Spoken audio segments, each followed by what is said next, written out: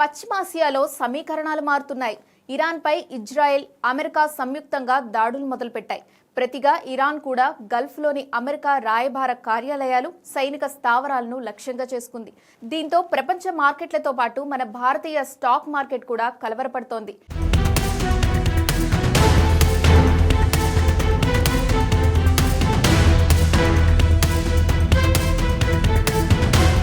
Israel, Iran మధ్య పెరుగుతున్న ఉద్రిక్తతలు దలాల్ స్ట్రీట్ పై అమ్మకాల ఒత్తిడిని పెంచుతాయా?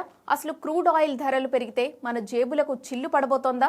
ఈ వీడియోలో తెలుసుకుందాం. గత కొన్ని రోజులుగా పశ్చిమాసియాలో కమ్ముకున్న యుద్ధ మేఘాలు ఇవాళ పతాక స్థాయికి చేరుకున్నాయి. ఇరాన్ పై ఇజ్రాయెల్, అమెరికా సంయుక్తంగా దాడికి దిగాయి. Iran supreme leader Ayatollah Ali Khamenei లక్ష్యంగా ఈ దాడులు చేసినట్లు తెలుస్తోంది. అయితే ఇరాన్ కూడా ఈ దాడులను తిప్పికొట్టేందుకు ప్రయత్నిస్తోంది. అమెరికా, ఇజ్రాయెల్ రాయబార కార్యాలయాలు, సైనిక స్థావరాలను లక్ష్యంగా చేసుకుని మిస్సైళ్లను ప్రయోగిస్తోంది. దీంతో ఈ యుద్ధం ఇప్పట్లో ముగిసేలా కనిపించడం లేదు. ఈ నేపథ్యంలో మార్కెట్లపై నీలి నీడలు కమ్ముకున్నాయి.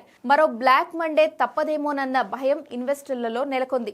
గ్లోబల్ మార్కెట్లలో అనిశ్చితి నెలకొంది. నిపుణుల విశ్లేషణ ప్రకారం ఇరాన్, ఇజ్రాయెల్ మధ్య ఉద్రిక్తతలు ఇలాగే కొనసాగితే భారత మార్కెట్లలో భారీగా అమ్మకాల ఒత్తిడి వచ్చే అవకాశం ఉంది. ముఖ్యంగా విదేశీ ఇన్వెస్టర్లు తమ పెట్టుబడులను వెనక్కి తీసుకునే ప్రమాదం ఉందని నిపుణులు హెచ్చరిస్తున్నారు. కాబట్టి ఇన్వెస్టర్లు అప్రమత్తంగా ఉండాలని సూచిస్తున్నారు. ఈ ఉద్రిక్తతల వల్ల భారత్కు ఉన్న అతిపెద్ద రిస్క్ క్రూడ్ ఆయిల్ ధరలు. భారత్ తన చమురు అవసరాల్లో దాదాపు 80% దిగుమతులపైనే ఆధారపడుతుంది. ఒకవేళ యుద్ధం ముదిరితే సరఫరాలో ఆటంకాలు ఏర్పడి బ్రెంట్ క్రూడ్ ధర బారెల్కు $90 పైకి చేరే అవకాశం ఉంది. దీనివల్ల దేశంలో ద్రవ్యోల్బణం పెరిగి పెట్రోల్, డీజిల్ ధరలు మళ్లీ బగ్గుమనే ప్రమాదం ఉంది. ఇలాంటి క్లిష్ట పరిస్థితుల్లో ఇన్వెస్టర్లు అప్రమత్తంగా ఉండాలని నిపుణులు సూచిస్తున్నారు. మార్కెట్ అస్థిరంగా ఉన్నప్పుడు భారీ పెట్టుబడులకు దూరంగా ఉండడం మంచిది. ఉద్రిక్తతలు పెరిగినప్పుడు బంగారం ధరలు పెరిగే అవకాశం ఉంటుంది.